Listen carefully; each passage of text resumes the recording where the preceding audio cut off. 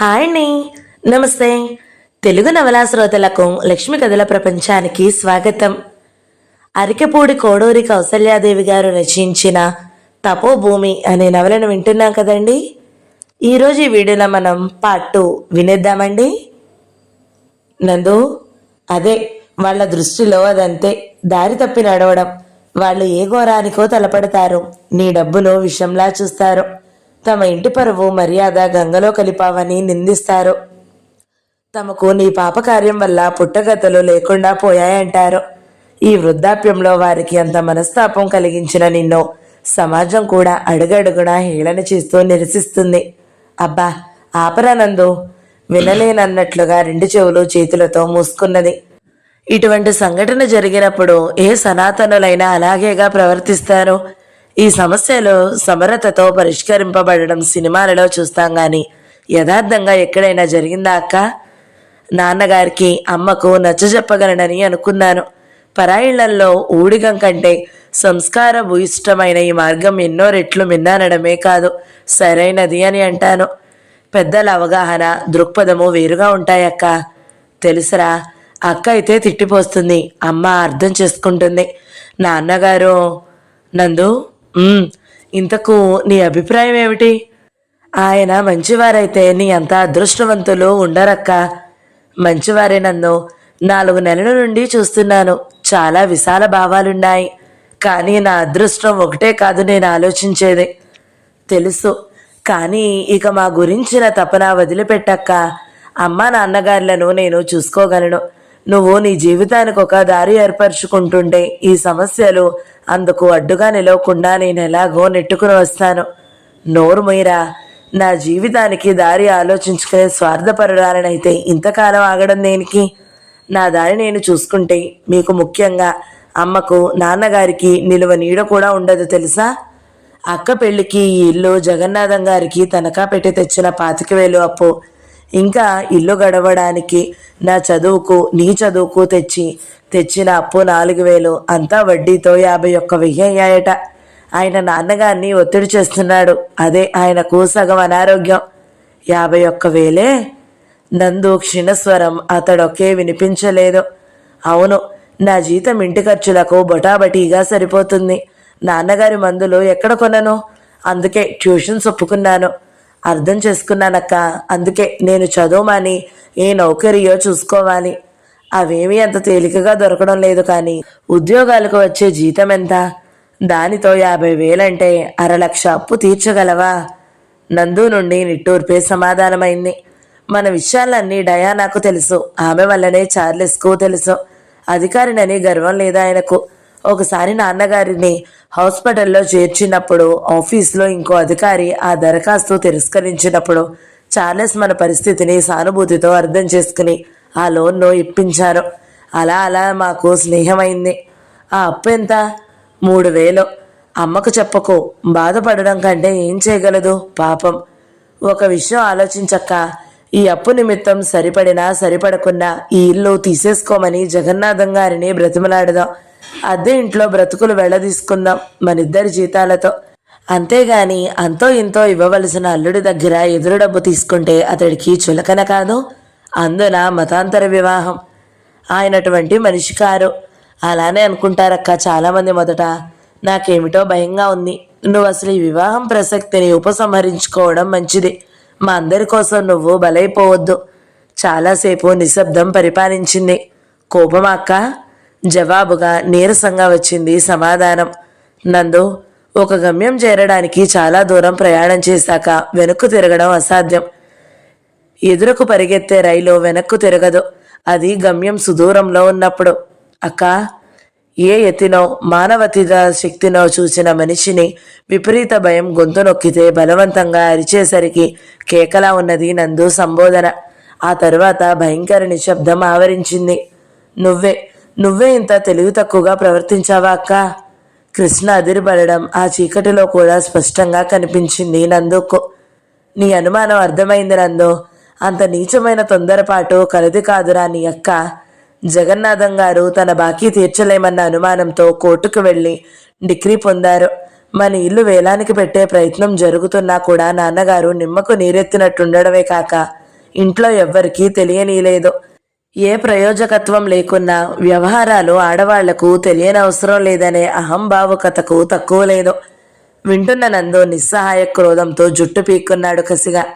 ఇన్ని జరిగినా నాకు తెలియకుండా ఎలాగా నిభాయించుకోవచ్చావు? దానికేం గాని అసలు ఈ సంగతి నాకెలా తెలిసిందో తెలుసా? వాళ్ళ ఇంట్లో ఏదో పర్వదినాన వంట చేయడానికి వెళ్ళిందమ్మ. ఆఫీసు నుంచి వచ్చిన నేను ఇంటి తాళం చెవి కోసం తీసుకోవడానికి అమ్మ కోసం వాళ్ళ ఇంటికి వెళ్ళాను. ముందు గదిలో జగన్నాథం గారు ఎవరో ఇంజనీర్ చేత పెద్ద ప్లాన్ వేయిస్తున్నారు, మన ఇంటిని ఎలా మార్చి మేడ కట్టుకోవాలో అని. నామకార్థం వేలం అమలు జరుపుతామయ్యా ఇంజనీర్ గారు.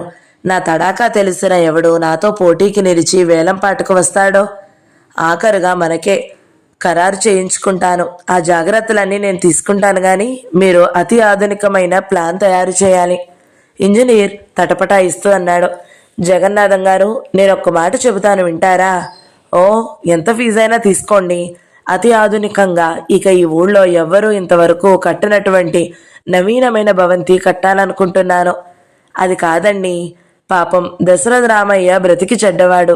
ఇటువంటివి బొత్తిగా వేలాలు అవి అంటే తట్టుకోలేక ఏ ఆత్మహత్య చేసుకుంటాడు. అంత ఘోరం జరగనీయకండి. అయితే నా డబ్బు వదులుకోనా? ఎందుకు వదులుకోవాలి? వదలకండి. పాత బాకీకి తోడు మరో 10 పరకో అతడికి ఇచ్చేసి ఇల్లు సొంతం చేసుకోండి. అతగాడి చేత ఒక్క సంతకం పెట్టించి, అంతేగాని ఇలా అవమానించడం తగదు. భలే వాడివయ్యా. దశరథ రామయ్య అంత తేలిగ్గా ఒప్పుకునే రకమా? ఆ సుశీల అసలా ఒప్పుకొనిస్తుందా? అది చాలా తెలివైన ఘటం. అలాగైతే పోని అప్పుడే అమలుపరచండి మీ ఆలోచన. ముందు మాత్రం కాస్త చెప్పడం సబబు. ఇంకా నయం, అలా కొరువితో తలగొక్కునే పనిలో నేనెప్పుడూ చేయను గాని తమరు తమ పని చేయండి ఇంజనీర్ గారు. విష జంతువుని చూసి బెదిరినట్లే అయిపోయాన్రా నందు కొంతసేపు. తర్వాత నాన్నను రహస్యంగా అడిగి నిజం తెలుసుకున్నాను. జగన్నాథం గారిని ఎంతో బ్రతిమాలాను కొంత వ్యవధి ఇవ్వమని. అంగీకరించకపోగా చాలా నిరసనలు దూషణలు వినిపించారు. అప్పుడే నాకు గ్రాహ్యమైంది అమ్మ వాళ్ళ ఇంట్లో అలా ఊడిగం చేయడానికి కారణం. అప్పు తీర్చమని త్వరపెట్టారు కదా అని అమ్మ వాళ్లకు సేవలు చేస్తుంది. తర్వాత డయానాకు తెలుసు అన్నీ. చార్లెస్ తనంతట తాను డబ్బు సర్ది ఎవరో పెద్దవారితో మాట్లాడి ఆ వేలాన్ని రద్దు చేయించారు. అంత డబ్బా? నందు ఉలికిపాటుతో అడిగాడు. అవును, నాన్న రుణ విముక్తుడయ్యాడు, కానీ నేను ఆ రుణభారాన్ని తలకెత్తుకున్నాను. చార్లెస్కు నేనంటే ప్రేమ వల్ల మారిన అభిమానం, నా బాధ చూడలేని ఆర్ద్రత, ఇవన్నీనే అతడు మనకు సాయం చేయడానికి కారణం. వివాహపు బంధం ఏర్పడలేదు, కానీ అతడికి ఇంతగా రుణగ్రస్తనైన నేను ఏ హక్కుతో అతడి ధనాన్ని కైంకర్యం చేసుకున్నట్టు? మాట్లాడునందో.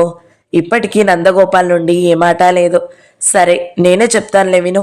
ఎవరు కోపగించుకున్నా మరెవరు అసహించుకున్నా సహించడానికి నిర్ణయించుకునే ఈ పని చేశాను. నువ్వా చిన్నవాడవు. అన్నలు ఇద్దరు, అక్క ఎవరి దారి వారు చూసుకున్నారు.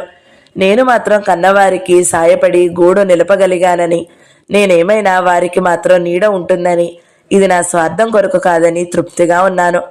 ఎవ్వరూ అర్థం చేసుకోకున్నా నువ్వు మాత్రం నన్ను అసహించుకోవని అనుకున్నానురా. కానీ నీ మౌనం చూస్తే... అక్క, కుమిలి కుమిలి ఏడ్చాడు నందు. నీ కాలి గోటికైనా తగం మేమెవ్వరము.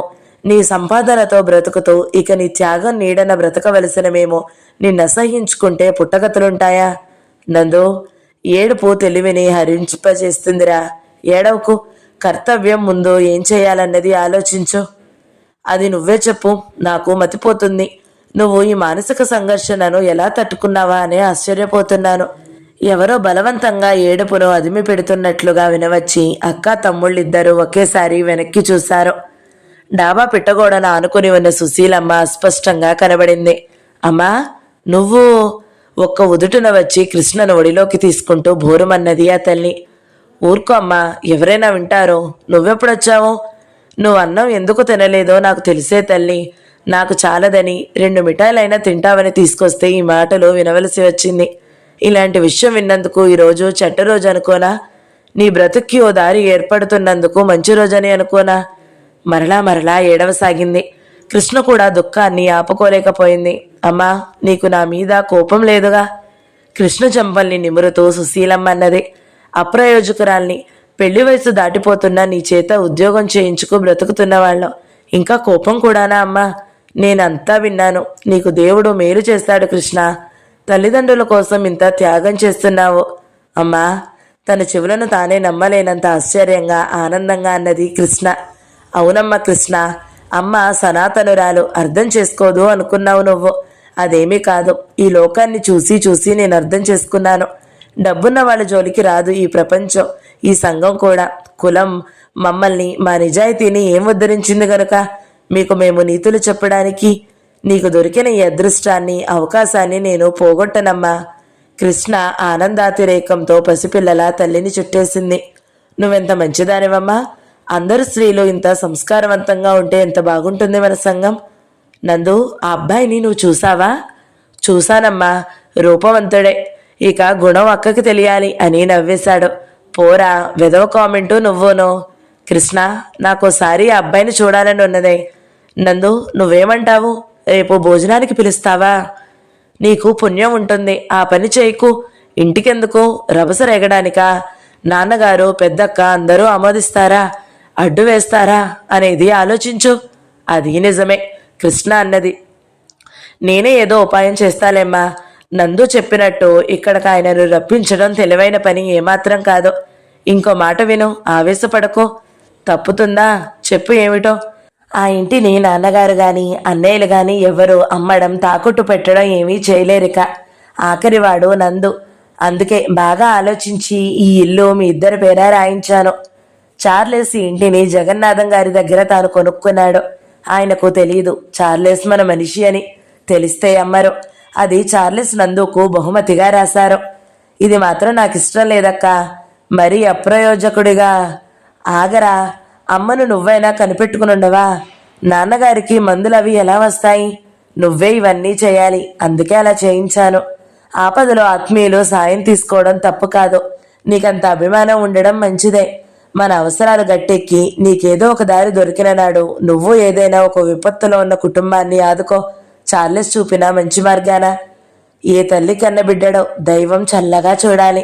మనసారా ఆశీర్వదించింది సుశీలమ్మ. నాన్నగారికి ఎలాగైనా సమాధానపరిచారమ్మా. ఇదొక్కటే నాకు పెద్ద గండంగా, భయంకరంగా అనిపిస్తుంది. కొంతకాలం యాత్రల పేరిట ఎటైనా తిరగిరండి. మీకు ఎక్కడ బాగుంటే అక్కడ స్థిరపడవచ్చు. మీరా ఎక్కడున్నా నేను నెల నెలా డబ్బు పంపిస్తాను. ఈ ఇల్లు తర్వాత అద్దెకివ్వచ్చు. అలాగే. ఎక్కడికో వెళ్ళడానికి తయారై అప్పుడే మెట్లు దిగుతున్న నందు దగ్గరకు పరుగు పరుగున వచ్చాడు మురళి. రాధక్క రమ్మంటోంది. నందు ముఖ కవళికలు క్రోధంగా మారిపోయాయి. రాను, నాకు చాలా పని ఉన్నది. నిన్ను తీసుకురాకపోతే అక్క నన్ను కొడతానంది. మంచిది, పోయి తన్నించుకో. వదిలిన చెయ్యి. మురళి బిక్కముఖంతో మేడ మీదకి చూశాడు. అప్రయత్నంగా నందు చూపులు కూడా అటు తిరిగాయి. రాధిక మేడ వరండాలో నిలబడి ఇటే చూస్తుంది. కృష్ణ అటు చూడగానే నవ్వుతూ చెయ్యూపింది. ఏమిటా అలక, ఎన్నాళ్ళయింది నువ్విటొచ్చి అన్నది అధికారంగా. లోగడ అధికారము, చనువు నందుకు ఆనందదాయకంగానే ఉండేవి. కాని జగన్నాథం యథార్థ రూపం తెలిసాక అతడికి పూర్తిగా ఆ కుటుంబంపైనే కోపము, అసహ్యము కలిగాయి. ఇంకా ఏం దోచుకోవాలని మా నుంచి?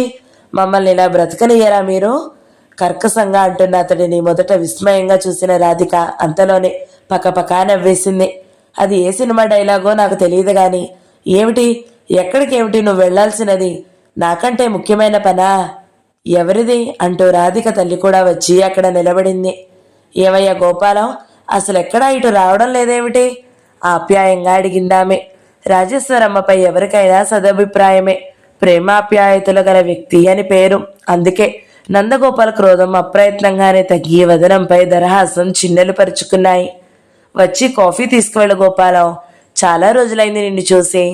వస్తున్నానత్తయ్య. తప్పనిసరిగా మురళి వెంట వెళ్ళి జగన్నాథం ఇంటి మెట్లెక్కుతుండగా మరలా క్రోధం రగిలింది ఎదలో. ఈ ముసలి గ్రద్ద వల్ల తన కుటుంబానికి ఎన్ని పాటలు అనుకుంటూ పక్క గదిలోకి చూశాడు. జగన్నాథం చుట్టూ చాలా మంది ఉన్నారు. మరి డబ్బు అప్పులు ఇచ్చే వ్యవహారాలయ్యే. ఇంత మేడ ఐశ్వర్యము ఉండి కూడా ఇంకా ఎంత దురాశ. వడ్డీలకు వడ్డీలు కట్టి లోకులను పీడిస్తున్నాడు. ఇంకా జగన్నాథం కళ్ళజోడు పైనుంచి చూచి చూడనట్లు చూశాడు నందును. మనసులో లేకున్నా పైకి మర్యాదగా ఆగి నమస్కరించాడు నందగోపాల్. ఎవరు? దశరథ రామయ్య కొడుకా? మంచిది, సెలవులా వచ్చావు? నాలుక చివర పలకరింపుతో ముక్కు తీరిందన్నట్లుగా తిరిగి ఏదో దస్తావేజు చూడడంలో మునిగిపోయాడు. ఈ నిర్లక్ష్యాన్ని కూడా మౌనంగా సహించి మేడమెట్లెక్కి పైకెళ్లాడు నందు. రాజేశ్వరి ప్రేమగా చదువు విషయము, ఆరోగ్య విషయము అన్నీ అడిగింది. తల్లి ఎదురుగా ఉన్నంత వరకు బుద్ధిగా మౌనంగా కూర్చున్న రాధిక ఆమె లోనికి నిష్క్రమించగానే శివంగిలా లేచింది. ఏమిటో చాలా నిష్ఠూరాలు మాట్లాడుతున్నావు? నిన్ను నేనేం చేశాను? ఏం దోచుకున్నాను? అమాయకంగా ఉంటాయి మాటలు. ఘాతకాలు ఎవ్వరికీ తెలియకుండా చేయగలరు. నిర్ఘాంతపోయింది. నువ్వు నిజంగానే అంటున్నావా నందు? అంతలో జగన్నాథము అతడి గుమస్తా ఏదో వాదులాడుకుంటూ మెట్లెక్కి వస్తున్న సవ్వడయింది. సాయంత్రం మామిడి తోటలో 5 గంటలకు మాట తప్పకూడదు అంటూ లోనికి పారిపోయింది రాధిక. అదుగో మీ నాన్న దేని గురించి మాట్లాడుతున్నాడో కాస్త విను. చేసిన అన్యాయం ఏమిటి అని అడగడం కాదు అంటూ కోపంగా వెనుదిరిగాడు నందు. రాధిక ఆగింది తండ్రి మాటలో వినడానికి. కోపంగా ఉన్న జగన్నాథం నందును గమనించలేదు. శివతాండం చేస్తున్నాడతను గుమస్తా యొక్క ప్రయోజకత్వంపై. ఆ ఆఫీసర్ గారు తిరిగి అమ్మనన్నారండి. ఆ ఇల్లు కొన్నదానికి రెట్టింపు ఇచ్చినా 4 రెట్లు ఇచ్చినా అమ్మేది లేదు. ఆయన మహాగర్వంగా నిస్సంకోచంగా చెబుతుంటే ఇంకేం చేయను అంటూ గుమస్తా తన గూడును వివరించుకున్నాడు. జగన్నాథం అతి కోపంగా చిందులు ప్రారంభించాడు. నేను డైరెక్ట్గా కొనేస్తే బాగుండదు. దశరథ రామయ్య గోల పెడతాడని ఇంకొకడిని కొననిచ్చాను. నామకార్థం కొంటాడు. ఎక్కువ డబ్బు ఆశ చూపితే మళ్ళా నాకే అమ్ముతాడు అనుకున్నాను. ఆ భరోసాతోనే ఆ ఇంటిని మేడగా మార్చే ప్లాను తయారు చేయించుకున్నాను. ప్లాన్ త్వరగా పాస్ చేయించమని మన కౌన్సిలర్కు కూడా కొంత డబ్బు అర్పించుకున్నాను. ఇన్ని అయ్యాక ఇప్పుడు నేను వదులుతానా? వాడిని నేనే కలిసి మాట్లాడతాను. దశరథ రామయ్యని ఆ ఇంటి నుంచి వెళ్ళగొట్టి తీరుతాను. ఇక వినలేనట్లుగా రాధిక గోడకు చేరగిలబడింది. రాజేశ్వరి వచ్చింది లోన నుండి. ఏదో బ్రతికి చెడ్డారు. వాళ్ళంటే ఎందుకండి అంత కోపం మీకు? బీద ఇల్లాలు అవస్థలు పడుతుంటే నేను చూడలేకున్నానే. ఛీ, నోర్మయ్, లోపలికి పో.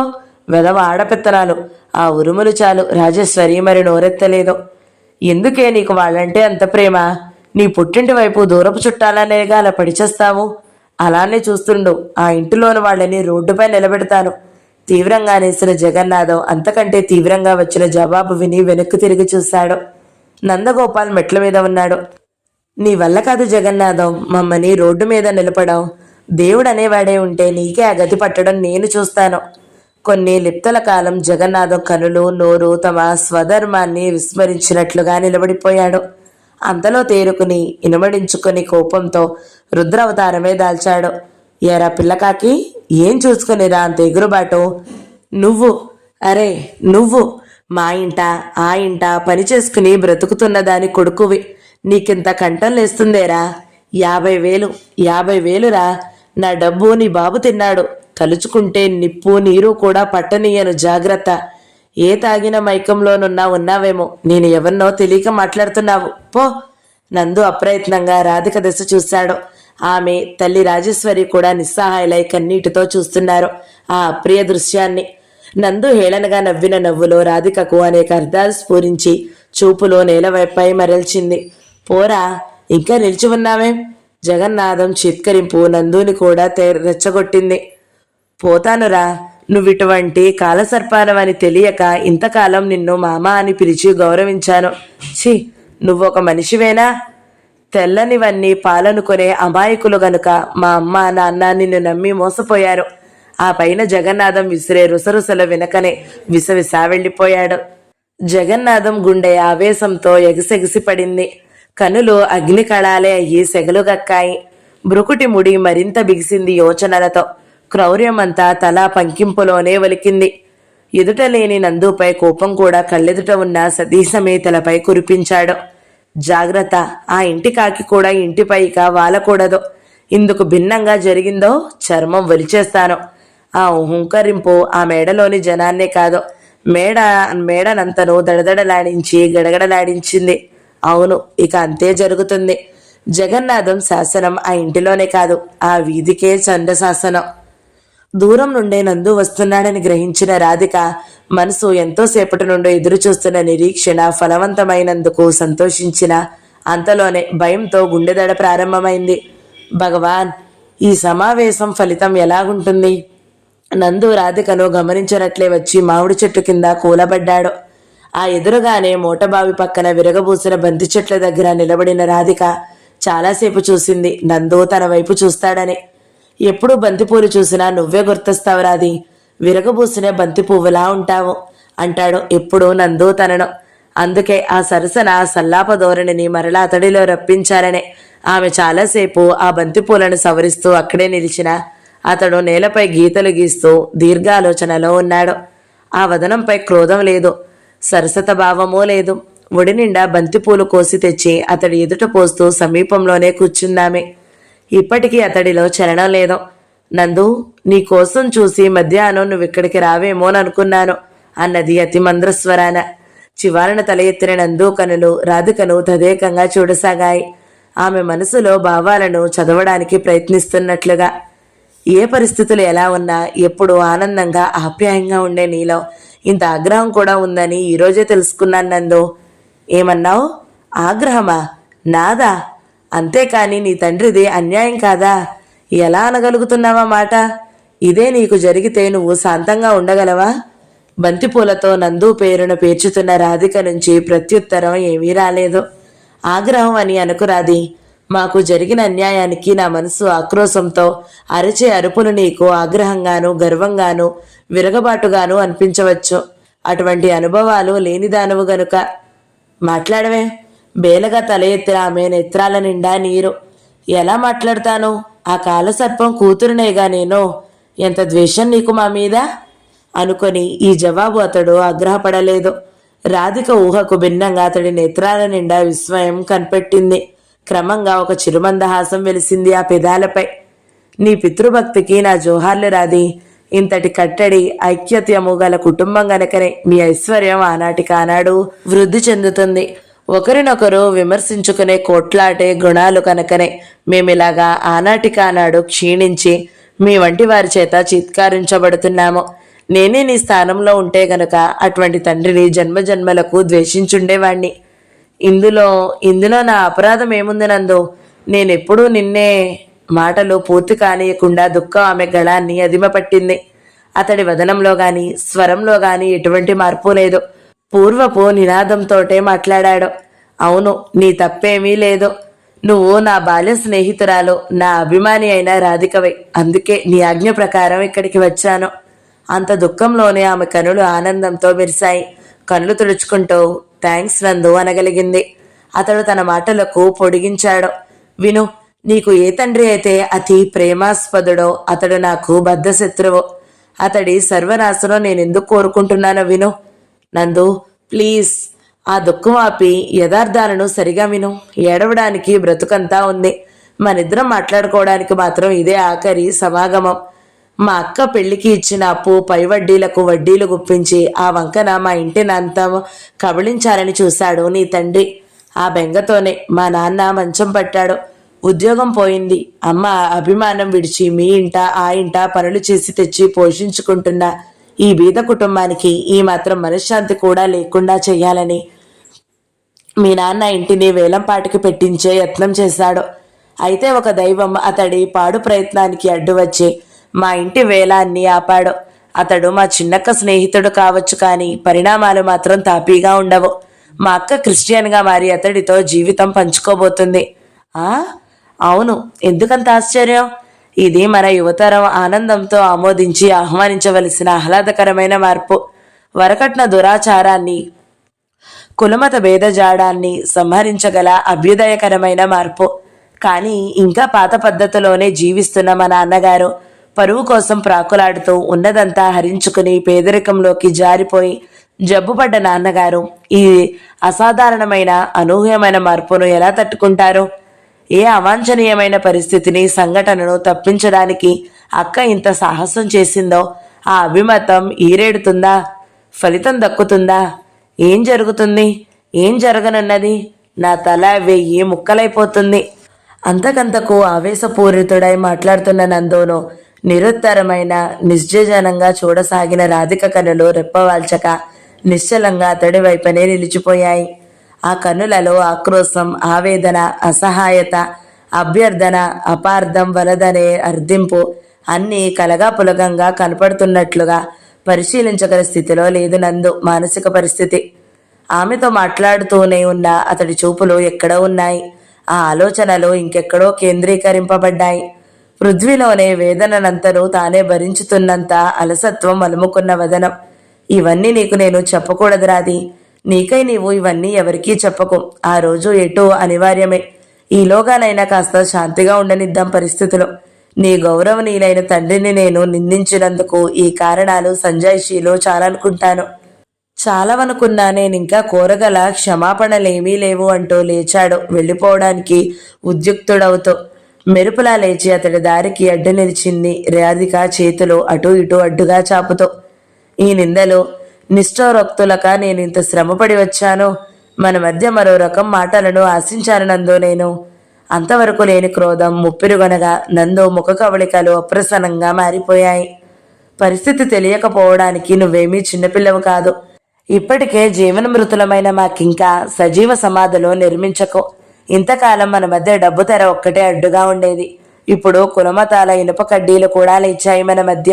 మన స్నేహాన్ని మర్చిపో, సుఖపడు. తనకు అడ్డుగా నిలిచిన ఆమెను త్రోసివేస్తూ పెద్ద పెద్ద అంగలతో సాగిపోయాడు. ఆమెచే అందంగా బంతిపూలచే పేర్చబడిన అతడి నామాక్షరాలు ఆ పాదాల కింద నిర్లక్ష్యంగా నలిగిపోయాయి. తపోభూమి 2వ భాగం సమాప్తం. ఈ వీడియో మీకు నచ్చినట్లయితే లైక్ చేయండి, షేర్ చేయండి, మంచి కమెంట్ పెట్టండి. ఎవరైనా మొదటిసారి మన ఛానల్ని చూస్తున్నట్లయితే సబ్స్క్రైబ్ చేసుకోండి. Thank you so much for watching. నమస్తే.